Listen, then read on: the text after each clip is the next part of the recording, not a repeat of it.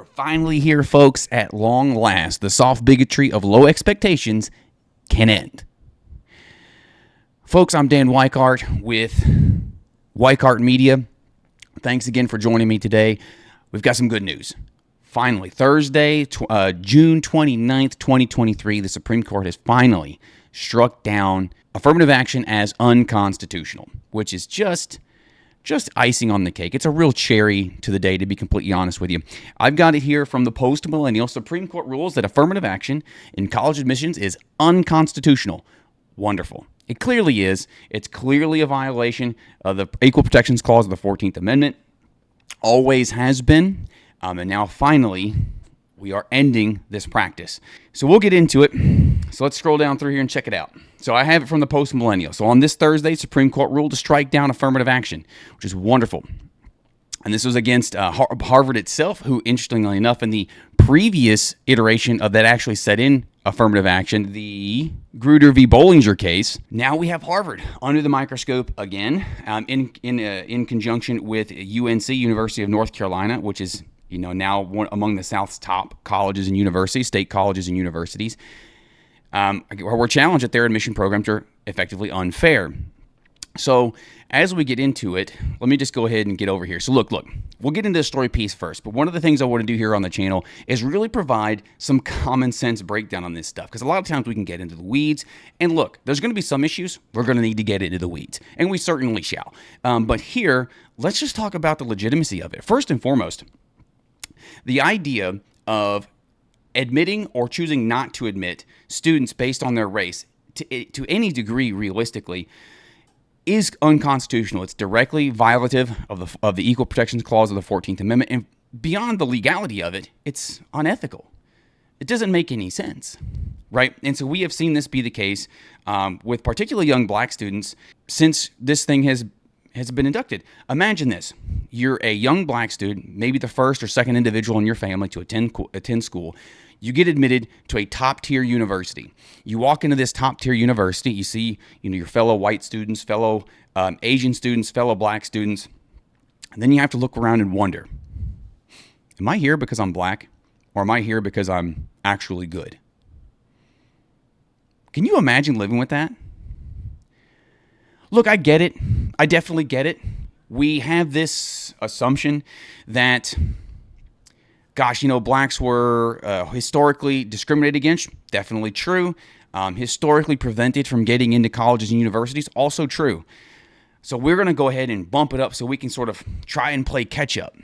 And while I certainly believe that the intentions there were noble, consider that they might not have been ready, right? Because there's some validity to the idea that if you have a historically well-educated white family, for example, or Asian family for that matter, and those individuals have come from a long line of that and stuff, and so the idea of going to school and being academically excellent is sort of inculcated already into those cultural elements. And then you take a group of people, namely American blacks, who were recently freed, typically in the South, typically uneducated at the time, and of course very poor, having just been released from slavery for the most part. A large group of those individuals, it's going to take time for that stuff to catch up. And in the well-meaning intent to say, okay, look, we understand this might take some time for you guys to catch up. Let's go ahead and actually accelerate that process by letting you into these high-end institutions. What is that naturally going to cause? It's going to cause not only the absolute plague of self-doubt, which, even as an aside, even people who are genuinely masterful in their skill set often experience this thing called imposter syndrome. People who are genuinely successful in their given field often think, man, I don't really deserve to be here. Even though any objective viewer, any outside viewer would look at their accomplishments and skills and think, yeah, you do. It's pretty clear that you do. Thank you. Now, you take that in general, so let's imagine you even have a well-qualified student, and then you inject further this idea that this student just got into, in this person's mind, oh, I'm here because I'm a certain race or religion or what have you. Does that do anything for their self-confidence, for their mental state? No. In fact, it worsens it. So legality and the logical reasoning and all, or not the logical reasoning, but legality aside, or like getting into the history component, the history is great. Like, don't get me wrong, we can dive into that all day long, but at the end of the day, it's simply unethical. Well-meaning, well-intentioned, but as we all know, the road to hell is often paved with good intentions. This being a primary example.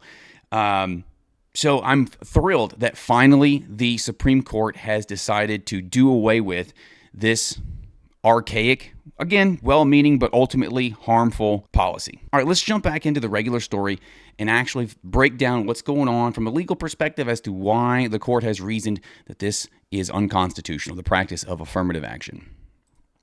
All right, so firstly, back in 2003, when the original court case ruled that race could play some role in college admissions, they set aside 3 criteria to kind of reel that in. It was certainly unlimited. You couldn't just simply say, we want more black students, therefore we're going to exclude whites in favor of blacks or exclude Asians in favor of Hispanics and any combination thereof.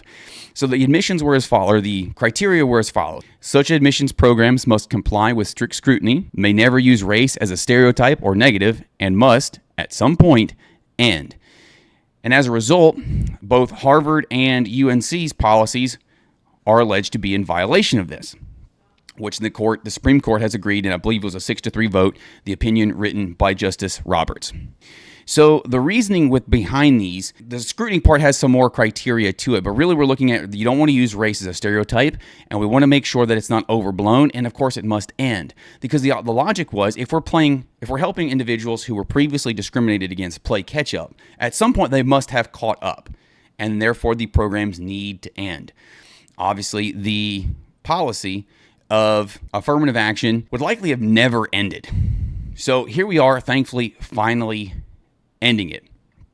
So they voted. The story is still being updated or still ongoing, so I'm sure more will come out after this. But as I'm leaving you guys here, let me jump over here. Ladies and gentlemen, this is net good. First, we can finally end this soft bigotry of low expectations that the American society has been placing on blacks and other minorities within America. I don't think anybody's disputing that blacks in particular, as well as other minority groups, were given a raw deal in American history. However, what we can also, at least in my opinion, is also undisputable, is that the source of a lot of people's problems has been the government, whether that's the U.S. government or what have you. Look, the black community, probably more than any other community in the United States, should know that any government handout comes with shackles. Maybe the only other group that's comparable are Native Americans. The government doesn't give you anything for free. There's always a catch. It's quite literally a deal with the devil, in my humble opinion. So my belief, and for anybody on here who happens to be black and happens to have found their way here, firstly, welcome. We thank you for being here. But let me tell you, this is a good thing for you as well. Personally, I believe that within you are the seeds of greatness, endowed by your Creator with certain inalienable rights, and within you is the destiny to be great. And I am of the opinion that the black community, individuals who happen to be black, can and will be just as great, wealthy, educated, or whatever as any other person here in American society. All that is required for that to be the case is for the government to get out of your way, right? Do a brief history. You can certainly point to the populace who voted for certain governments, for sure. However, it's government, well-intended, meaning maybe, government policies who have attempted to reach out and help the black community up, only to have set it back even further. And I think affirmative action is one such example. I don't think it's a net good that a student has to question whether or not he or she deserves to be in a college or university because they were a diversity hire or a diversity pick. I don't think they deserve this in school. I don't think they deserve that treatment in the workplace. I think that blacks and other minorities in the United States are just as good as any white or Asian or whomever it can be. The government just needs to get out of their way. So I believe in you guys. This is a good thing. Now comes the time to go out and prove it. I don't think I'm going to be wrong. I think I'm going to be pleasantly surprised. So we thank you for coming. If you like this particular comment, please give me a thumbs up here on Rumble. If you're watching on YouTube, like, comment, subscribe, all that good noise. And again, my name has been Dan Weichart with Weichart Media. If you like this, I encourage you to come back. I'm going to try and do videos at least daily, at minimum 3 times a week. We'll catch you again real soon. Y'all have a great day.